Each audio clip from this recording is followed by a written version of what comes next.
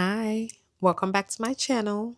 So, I recently watched Sinners and I have thoughts, I have opinions. So, I'm gonna go, I guess, by characters because I've only watched it once. So, I'm going based off of memory. But if I go back to watch it and I think of something else, then I might have to do a part two. Um, so, let's just go by the characters, right? At the beginning, well, not the beginning, but I'm going to start with the Native Americans, right? We see them after this man has entered this house, we see them come up behind him and they're asking, like, hey, did you see a man? And the lady is like, no. Now, after watching the movie, looking back, it's like the Native Americans, they seemed to have an idea what was going on.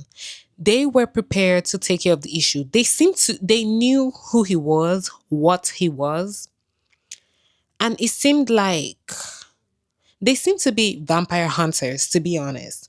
They were chasing this man. He was running away from them, right? Like it wasn't given like what it was given for the rest of the night. Now maybe that's because that was during the day, but they seem to know what to do about the situation, you know?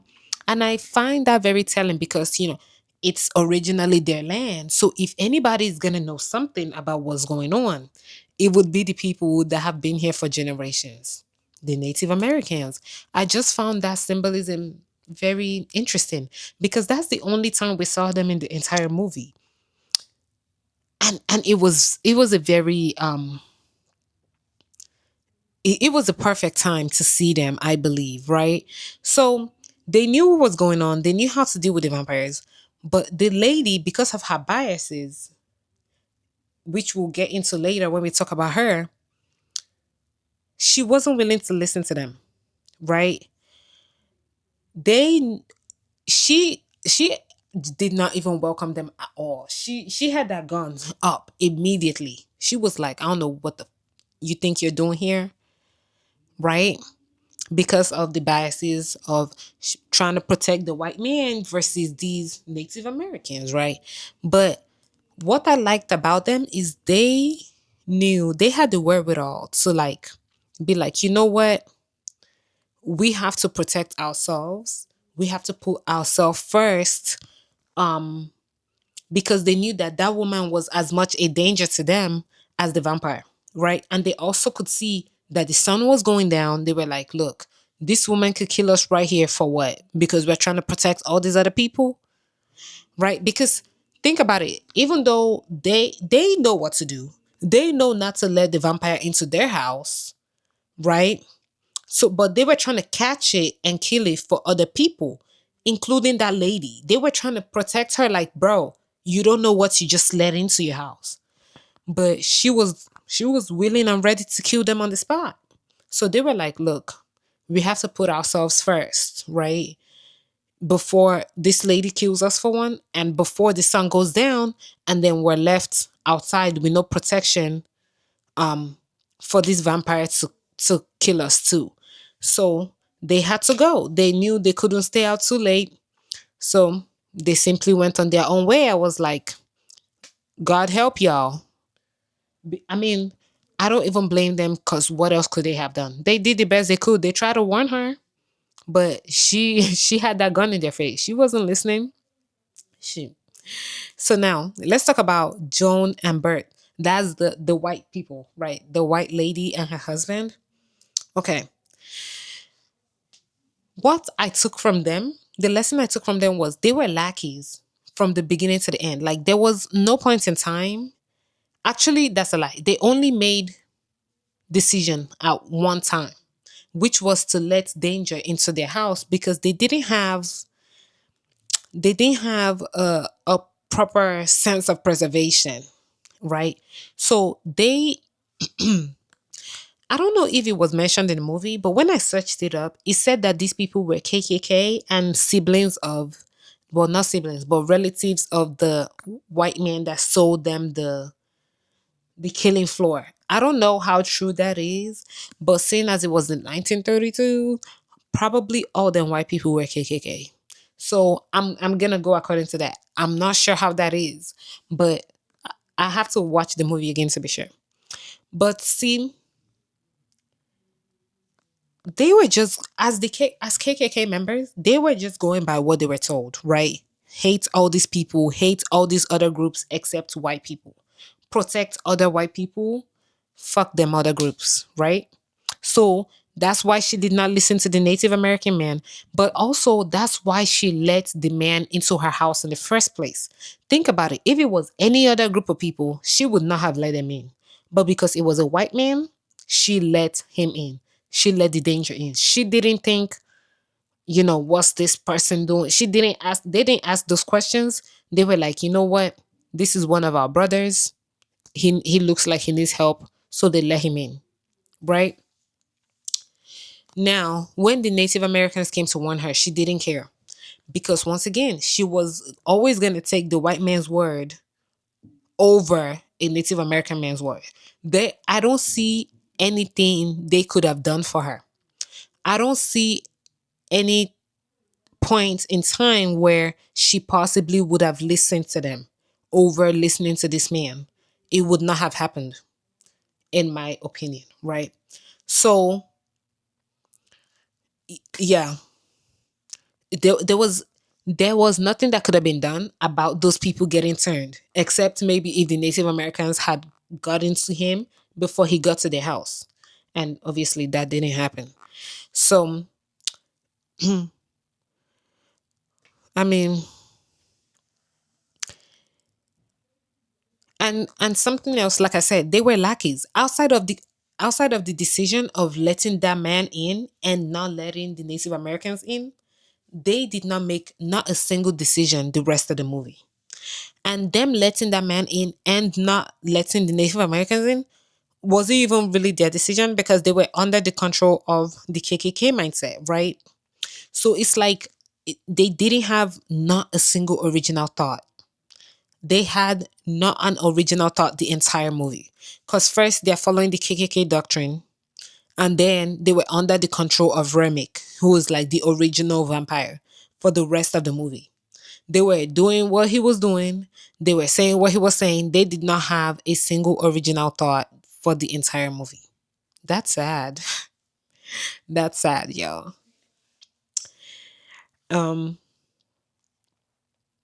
Shoot. Okay, the next person is Grace and her husband. I have had a lot of thoughts about Grace and her husband, but when I really sat and thought about it, I came to a certain conclusion. And okay, this is what I took from Grace and her husband. To me, they represent, wow, let me drink some water.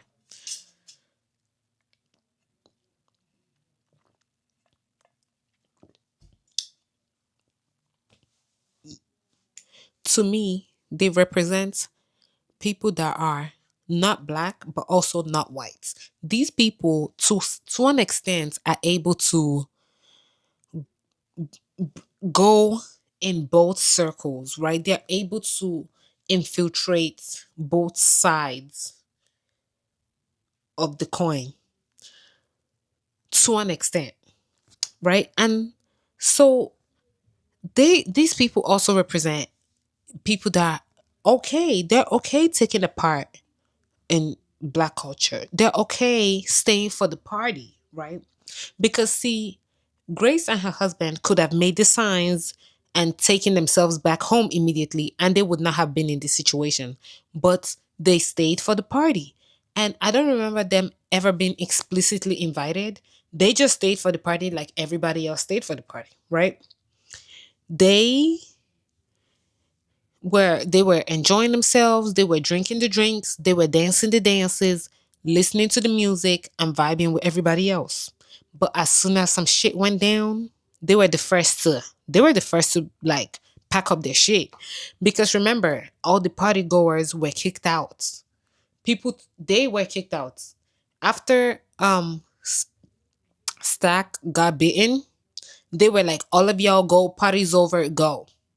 But Grace and her husband were not part of those people that were told to leave. Because remember, they were part of the in group, which I'm just using the in group to describe the people that like that that like help to set things up, the organizers of this event. Okay. So if I say the in group, that's what I mean. The organizers. So think the cornbread, the Delta Slim, like those kind of people, the people that were called in to help put the events together.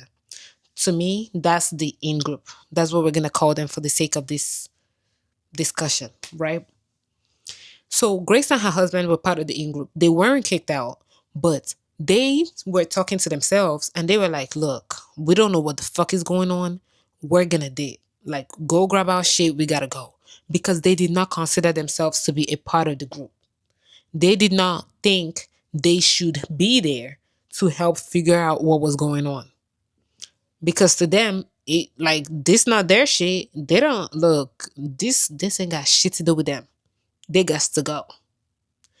So that's how Gracie's husband, I keep forgetting his name. Let me see. But that's how Gracie's husband found himself outside. Let me see what his name is. Bo. Oh, his name is Bo. Wait. Okay, yeah. His name is Bo. Okay. So that's how Bo found himself outside. And of course, he got bit. And then once Grace saw that her husband was gone, she still did not think she should adhere to the group. She was not thinking as part of the group. She was still thinking as an individual, which is why that movie progressed the way it did, right? Because she did not consider herself a part of the group, she was willing to put everybody else's life at risk out because of her own anger and fear, right? Because if she felt like she could survive with putting everybody else at risk, she would have been willing to do that. But to be honest, I don't think she did it to survive. And I don't think she did it because of her daughter. I think she was just going through a lot emotionally and she was willing to put everybody else's life at risk because of her emotional turmoil. She did not care to protect the young ones, aka Sammy and Pearline. But really Sammy, because I think Sammy was the youngest, or he seemed to be the youngest, right? Because Pearline, was is that her name, Pearline? Which is like the girl that Sammy was like messing with, the married woman. What's her name? Let me make sure. I'm pretty sure it's Pearline. Yeah, Pearline. Okay. I mean, she was already married. So, I mean, if she might have been young in age, but she's a married woman. So it's like, but Sammy was young, unmarried. And, you know, everybody throughout the movie was doing their best to protect him, to protect themselves, but also to protect him. He almost kind of signifies like the future in a way. But she wasn't doing that. She did not care. She did not care about him not one time, right? She did not care about anybody else at any point in time but herself, except her daughter. But I don't believe that she really thought they were going to go after her daughter. Because if they were going to go after her daughter, why were they still there? But maybe that's why she immediately went after her husband to kill him so they wouldn't go after her daughter. But then they already had the husband's memories, right? They already knew where the daughter was. So they could have gone after the daughter, but they're after you. So I'm still trying to think of why she would have done that. I honestly just think she didn't care. Once I think once she saw that, they couldn't really win the battle or win the war, right? I feel like she just didn't care and decided to throw caution to the wind and be like, whatever, who cares? Why should we wait all night till the morning? But I honestly believe they could have waited till the morning in that building. And I don't believe they would have gone to the town. But then also think about it. Her daughter is in town, sure. But there is no, it's in the middle of the night. There is no way your daughter is just waiting in the shop, right? Your daughter has gone to bed. And the thing is, her daughter was grown. Her daughter would not have let some strange man into the shop. For what? She would have been sleeping, because at that point the shop was closed. And now they did have two shops. I'm not sure which one the daughter would have been sleeping in. So if the daughter was in the colored only shops, and it was the white vampires that came in there, she probably would have been suspicious, because why? This is not where you would normally come. And vice versa for the other store, because remember, they own two stores, one for the whites and one for the coloreds.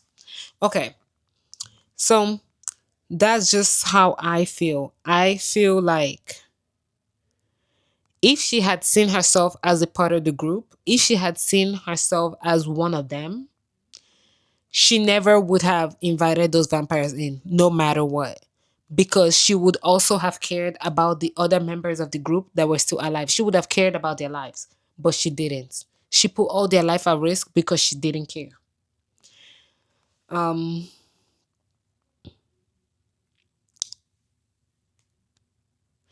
And in my opinion, the group should have let her go be with her husband, because she was so pressed to go, like, do like fight with the vampires or something.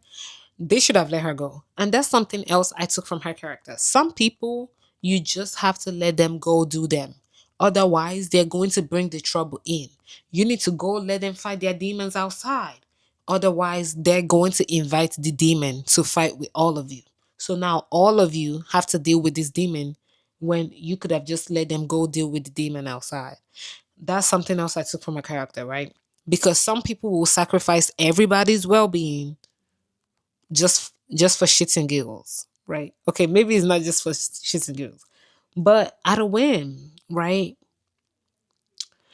So something else that I noticed about her character is she wanted Smoke to fight the vampires, even though she had seen that they were not prepared, for one, and she had seen that, number two, the bullets weren't even working. Like, what was he supposed to fight the vampires with? The bullets weren't working. And I just feel like it's so telling that as soon as she invited them in, she was the first one to die. She did not, she only took one vampire with her. And I think that was her husband, I believe. But then also the bomb she had made ended up killing her, right? It didn't even do anything in the end. It just killed her. So I just find it quite ironic that even though she was the one to invite them in, she wasn't very much help as far as killing them, even though she was so pressed to go fight them in the first place. I just feel like a more what's the word, careful, and just a planned attack would have made more sense and would have been better. Um, okay, yeah, that's what all I have to say about Grace's character. I don't really have much to say about Bo, because to be honest, they didn't know what was going on at the time when she sent him to go get the car. They didn't know what was going on. And because they didn't consider themselves part of the group, he was like, look, we gotta go. Which I don't know, because that's self-preservation, and to an extent we all need that. Because if the group had had enough self-preservation, they would have let oof, if the group had enough self-preservation, they would have let Grace go outside. So I think the lesson there is just, you need to know that you're your people's people, right? The people that you consider your people, you just need to know that they also consider you their people, and that you all are in tune when it comes to, right, like, who are we watching out for? Do they have our back just like we have their back, right? Because sometimes if other people don't have your back like that, you might have to put yourself first and just let them go do what they're gonna do. Okay, so somebody else, I feel like Cornbread, oh my god, Cornbread is just like Bo to me. Just unlucky, wrong time, wrong place. Well, Comrade is a little bit different because he is part of the in group and he would have defended them with their lives, I believe. But it was just a bit unfortunate for him because, he just had to go pee. Like, can't blame the man, honestly. But it makes me wonder, didn't they have a restroom inside the building? Maybe not. I guess not, since he felt the need to go outside. But then something else was he was the one that let Mary in. Fuck me. I don't know why I'm yawning so much. I must be super tired. But he was the one that let Mary in. I don't know if he wasn't thinking of it, when she was like, "Can I come in?" He probably just didn't pick up on it and he was like, "Okay, yeah, just come in." So I don't know what to make of that because I don't believe that of course he didn't have any kind of malicious thoughts.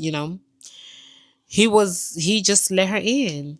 And something else I noticed about him was, oh, and it was because he considered her one of them, which she was one of them, right? So of course he's not gonna think anything about it as far as letting her in. Something else was it was because of him that they were able to know what was going on. Because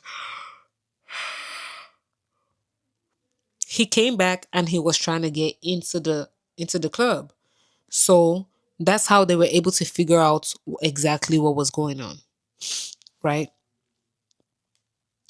What I took from Delta Slim was just honestly, it was just kind of sad. To me, he represents the old heads that are supposed to be like teaching the youth and just passing down knowledge because they actually know a lot, right? But because of the trauma, they're not able to overcome the trauma of their past, right? The things that happened to them, it is just affecting them. So they're not able to make something of themselves to be able to pass down the important information to the younger generation.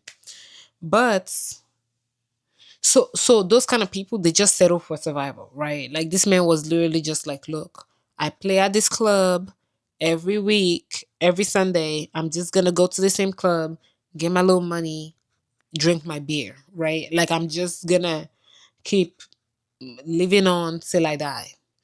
They have no plans. Their plans was just survival till the end comes. Okay.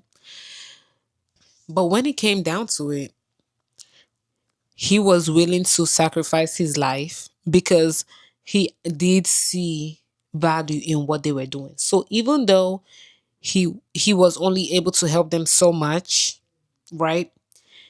He was willing to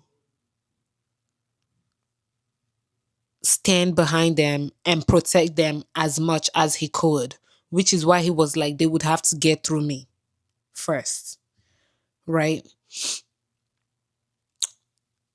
But when he was younger, instead of encouraging the youth, instead of passing on the talents and the knowledge, he just couldn't get past the devils that he had fought in his youth. He couldn't get past the things he had done, and we actually the things he had gone through. That's what I meant. We actually see this quite a bit. You just see a lot of older people that are talented, that have a lot of knowledge, but they just have a lot of trauma and they're not able to overcome that in order to really benefit the younger generation in a way that they can, right? So, yeah, that's Delta Slim to me. That's what I took from his character. So, the next character for me is the father, right? The father to me is one of the good blacks, right? He was taught to obey the rules, to follow God, and to just basically be a sheep, basically, right? And, maybe he felt like that was the best way to go about things, to avoid trouble, to avoid and just, keep preaching and just be one of the good blacks and just survive day to day and ensure the continuation of the black people. Maybe that's the way he felt it had to be. But in trying to protect his son, he may have ended up putting a curse on him. Because remember when Sammy was going and he had said something like, one day the devil will follow you or something. I don't know exactly what he said, but he said something about he will find the devil and stuff. And the devil came to find him, right? So sometimes parents, they're trying to protect you, but then they speak evil over you. Even though they mean good, they end up delivering harm and evil upon your life. So that's just something to be careful about, so that you don't end up speaking evil on your children's lives. Meanwhile, what you really want is to protect them. So his father, right, the pastor, he was training Sammy to be a good worker. He was training Sammy to follow in his footsteps and be a preacher, right? That's why Sammy had to let him know that he had hit his cutting quarter for the day, right? To be allowed to go with his cousins. Sammy had to show that, he was being a good boy in order to please his father, right? And I heard somebody say, like, it was very telling that the church was the plantation. And I also heard somebody saying that the black church is the modern day plantation, but I think that's a different level to get into. But I just noticed that, yes, his dad was encouraging him to follow in the footsteps of just staying on the plantation and working, you know, in the cotton fields. Which is why when he came back the next morning, his dad was like, put down the guitar. And he didn't want to let go because he knew that regardless of what happened, he still wanted to continue in his passion of being a musician. He knew that he still did not want to be like his father.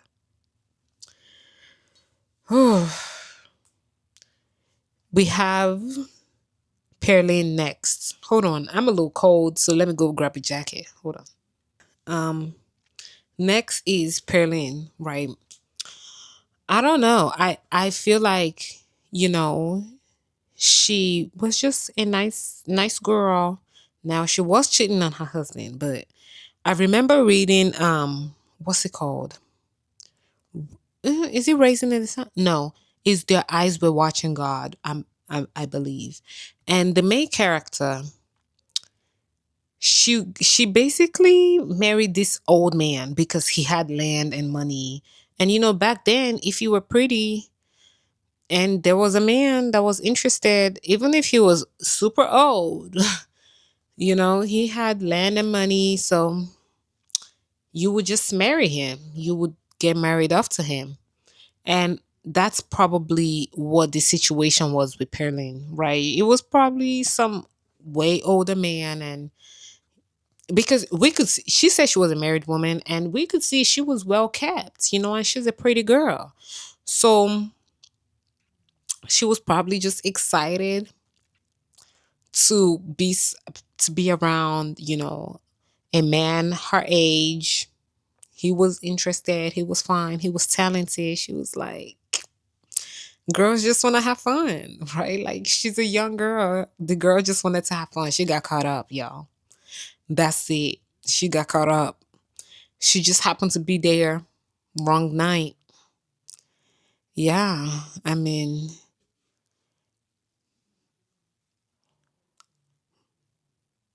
yeah. So that's just a bit unfortunate, right? But that's just it with her. So I don't really judge her. I'm pretty sure she knew the thing she had going on with Sammy wasn't gonna last. But she just wanted to have fun for one night. So, and I think that's why we had that scene of her, singing and dancing in the club. She was feeling herself. She was feeling real sexy, real hot. That's probably her first time in a long time being able to let go, to be free, to just relax and be her age. So I feel like that's what it was. The girl was taking advantage, okay? She hadn't been let out in a long time. and she was trying to let loose. Okay, so yeah, I feel like there really isn't much to say about her character outside of the fact that she was just a kept wife. She was just a good girl that just wanted to let loose for one night, and she just happened to be doing it on the wrong night. Yeah, that's it. And next is Annie.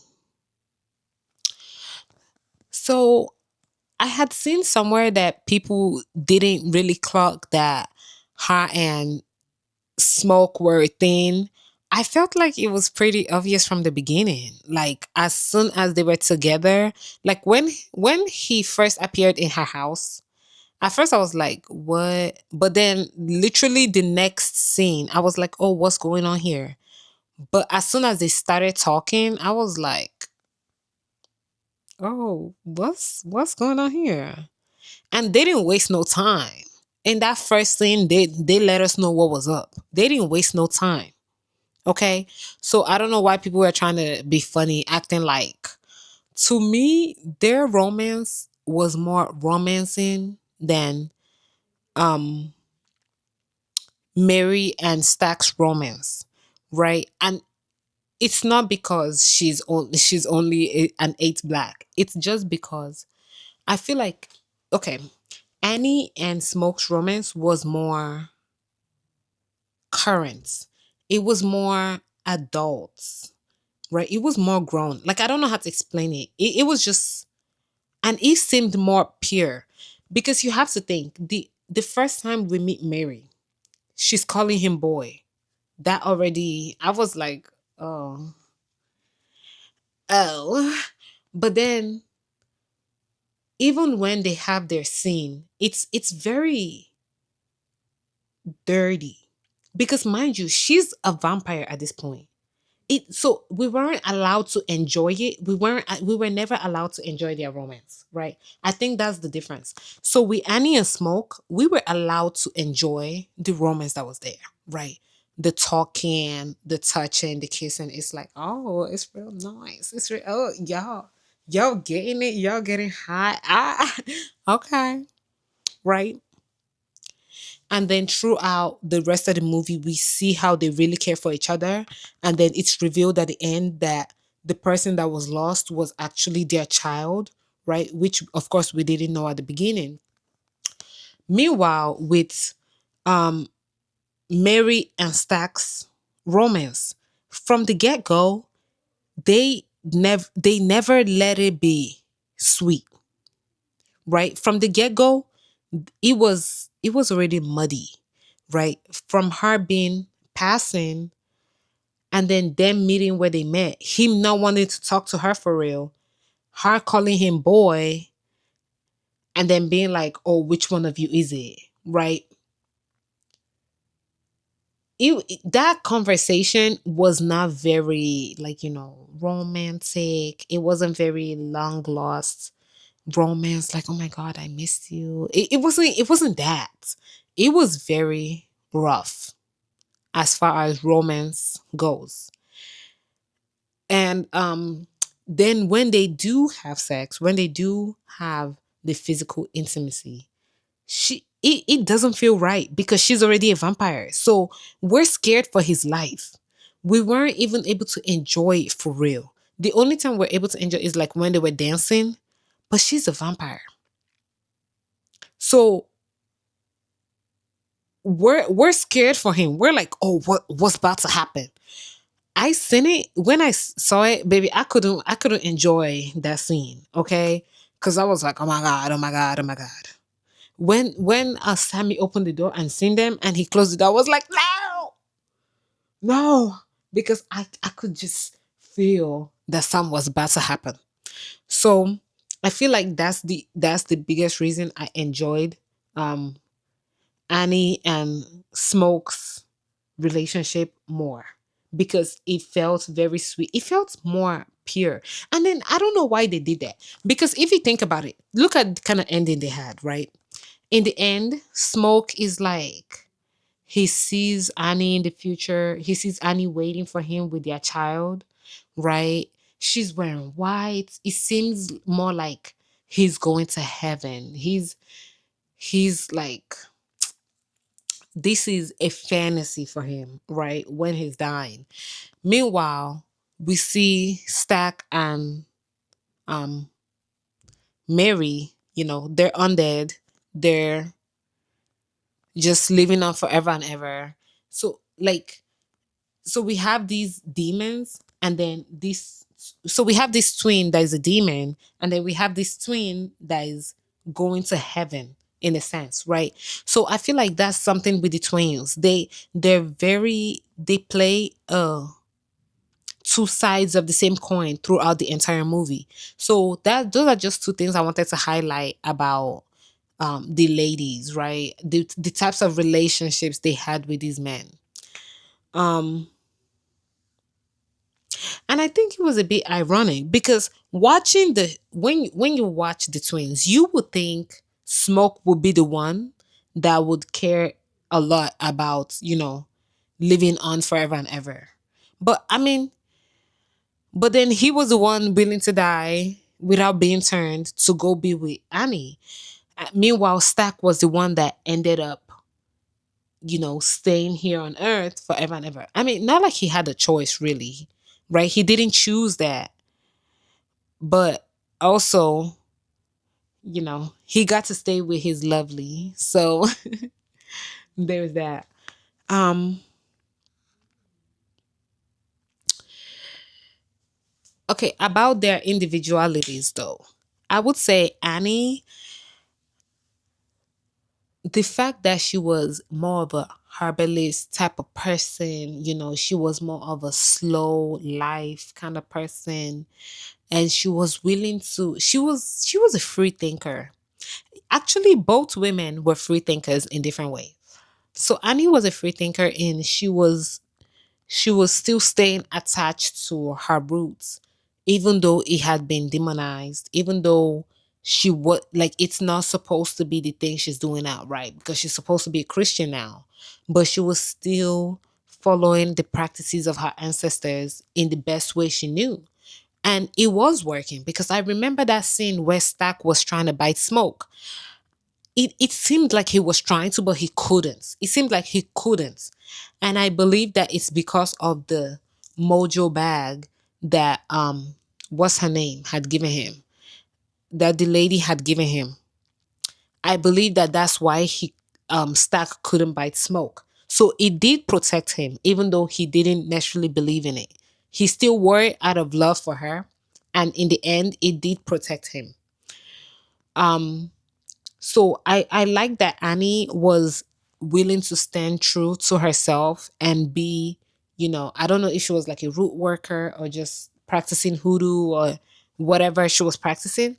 I just know it was attached to her ancestry in some way. And she was able to continue doing that and stand by that and just live a more slow life, even though it wasn't flashy. She didn't have a lot of money. Probably maybe didn't even have the best quality of life. Like she was just living in a shack. But, she was able to live the life that she wanted to live. And in the end, she was the one that was able to keep all of them alive because she had some knowledge, right? So, of course, she's the kind of person that people will make fun of, but it's like when it comes down to it, who do you want on your side? Okay, I'm picking her first. That's who I want on my side because she had the most knowledge of all of them about what was going on. Without her, probably all of them would have been dead. Being dead. But because of her, Sammy was able to survive, right? And the rest of them were able to at least put up a fight, and not just get overtaken so easily. Because if you think about it, Smoke would have been gone because he did not want to let go of Stack, right? So um so that's Annie, right? And now Mary. Mary is the 1/8 black white passing woman, right? Annie is black, the f- the bigger black woman. So Mary, I think Mary was also a free thinker in a different way. So in that time, If you could pass for white, which she clearly could if she had married a white man and everything, right? It would have afforded her a better quality of life. But I think she grew up like around the twins and stuff, which is why they were family. And she was used to, she wanted to partake in the black experience still. She did not want to be a part of the white people. She wanted to be she wanted to tap into the black side of her heritage.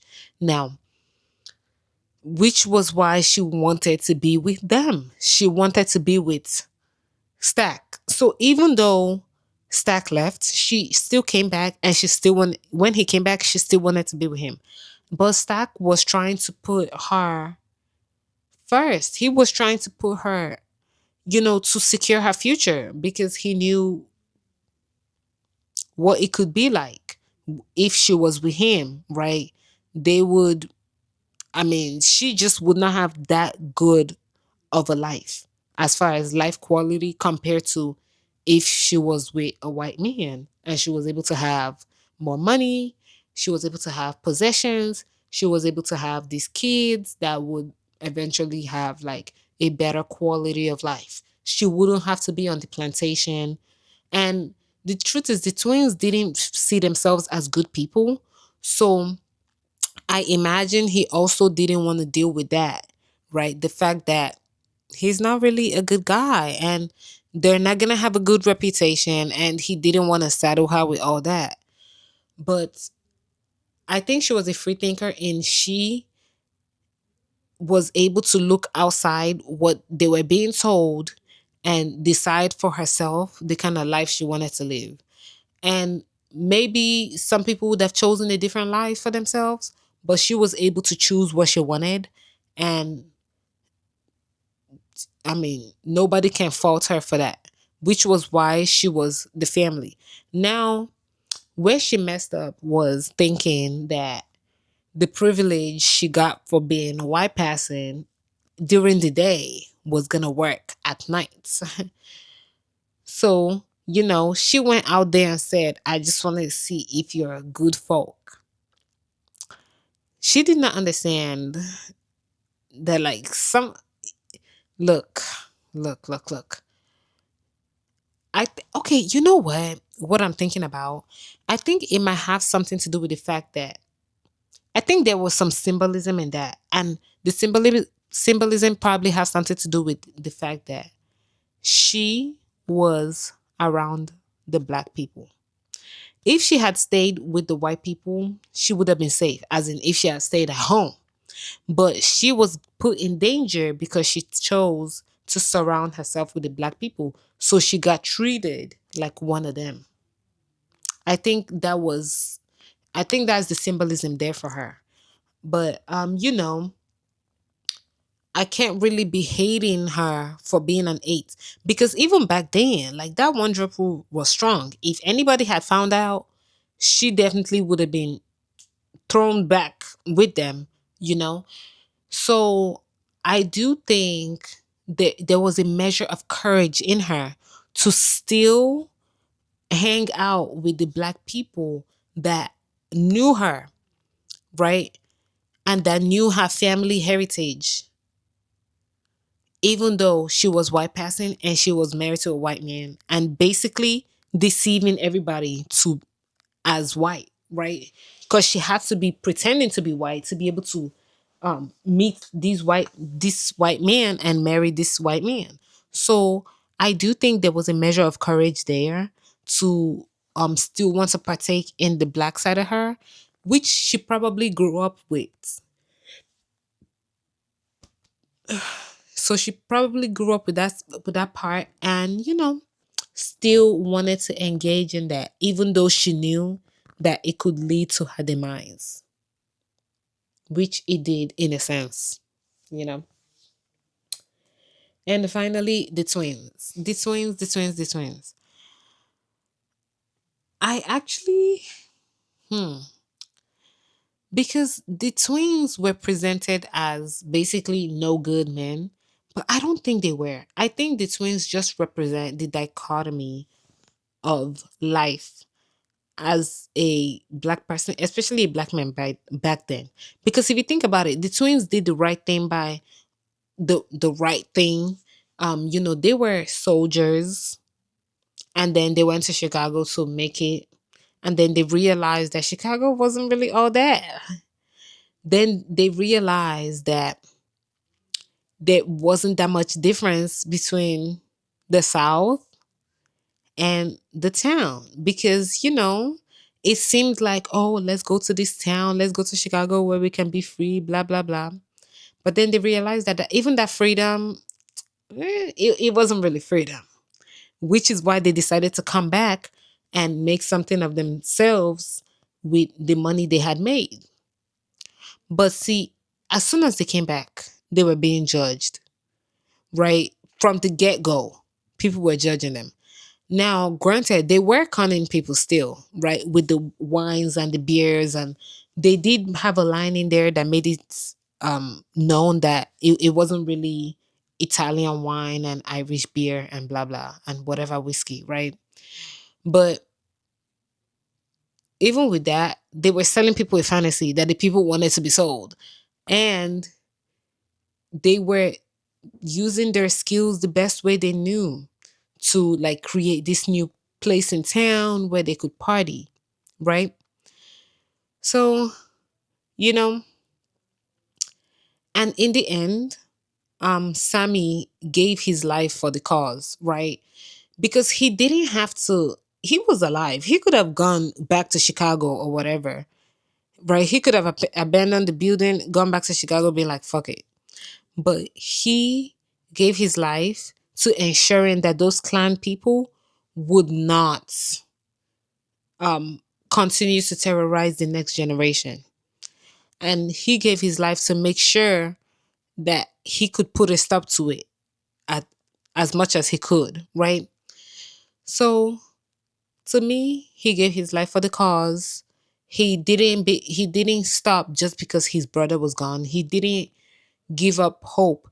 And I said Sammy represents hope for the future to me, right? In the movie, Sammy represents hope, and he fought to protect that the entire movie. He fought to protect that, right? So I just, I can't really fault the twins for anything that happened. The way I see it, they were just thinking outside the box. Because what other options did they have? Just be on a plantation somewhere, making 10 cents on the dollar. They were doing the best they could, in my opinion. Now, if I have more thoughts about them, I'll come back. But that's just how I felt about them. The whole time, I didn't really feel like I could judge them for the decisions they were making. I didn't really feel like I could judge them for going to Chicago in the first place or for leaving Chicago, because sometimes you just need to go to see that some things are bullshit, right? I couldn't fault them for any of that. And then I also couldn't fault them for starting a new hot spot. Like, what else were they going to do? They needed to find a way to make money. They were doing their best, right? So, yeah. Oh, I forgot about Sammy. Like I said, to me, Sammy represents hope, represents the future, represents the next generation. But also, Sammy, I just like the first scene the first time he was in the church at the beginning, when his dad was saying to let go of the guitar. It's almost like he was seeing flashbacks of the demons. So it almost felt like it was the demons telling him to let go of the guitar, to let go of the music, and to just settle for being a preacher boy on a plantation. And I think that's why at the end, he didn't. Because he still wanted to pursue his goal. He still wanted to pursue his future. And he didn't want to let what are they called? The vampires, the demons dictate to him his future. Because now that I think about it, yeah, it was like his dad. He was seeing flashbacks of the demons in his dad when his father was telling him to drop the guitar. I just, wow. I do find that there was a lot of symbolism. I would probably have to watch the movie again to really, and maybe take notes this time. The first time I was just watching it casually, but then I had thoughts, I had thoughts. But yeah,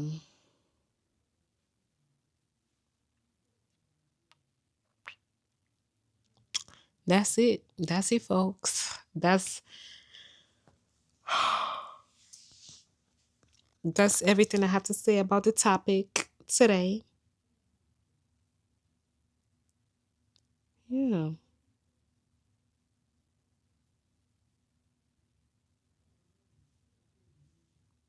Bye. Mwah.